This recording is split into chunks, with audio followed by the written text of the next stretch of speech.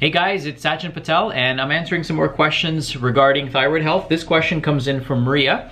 She actually had a bunch of questions, so I'm going to read them first. How do I lower antibodies was her first question. Great question. A question that comes up quite often.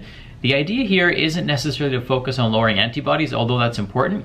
You want to lower cytokine activity because it might take a while for the antibodies to go down, and sometimes people might actually have low antibodies because their immune system is not working the way it's supposed to. So a rundown, burnt out immune system can lead to low antibodies, which can give you a false negative.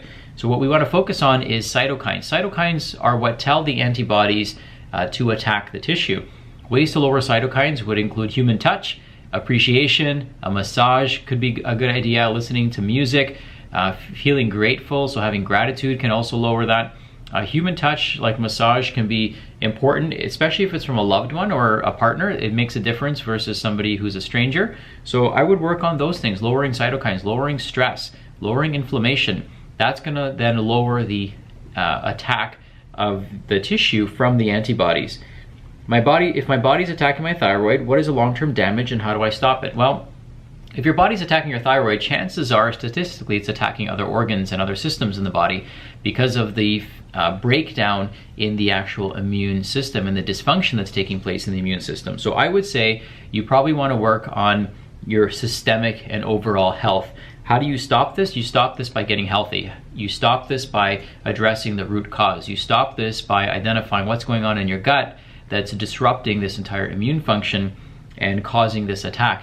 You also stop this by taking full control of your health and not delegating it to somebody else. So there's lots that you can do.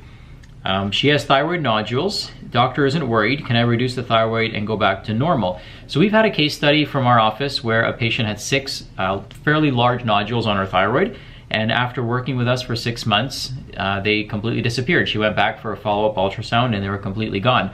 So can you get back to normal? I don't know. Are you willing to do the work? That's the main question. But if you're willing to do the work, then we've seen that, we've witnessed that.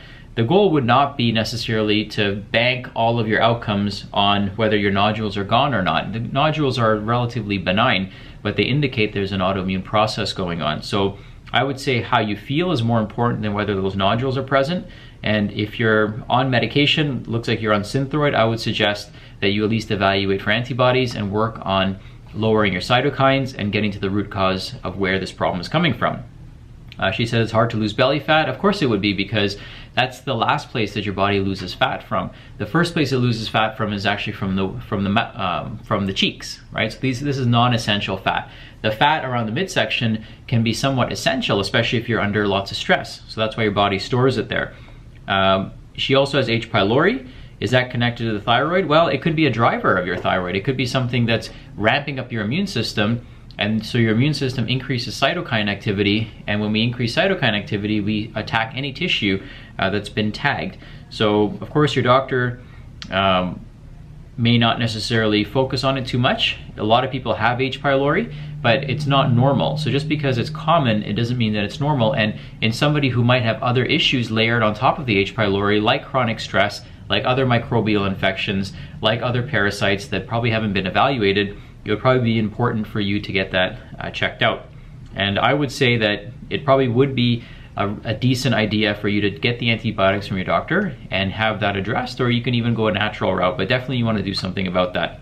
And the other question you had is the thyroid connected to depression, anxiety, and how do I fix it? Well, again, you don't fix the anxiety, you don't fix the depression, you don't fix the thyroid, you fix whatever's causing the problem. So in a case like this, what I would focus on is understanding first that the thyroid affects brain function.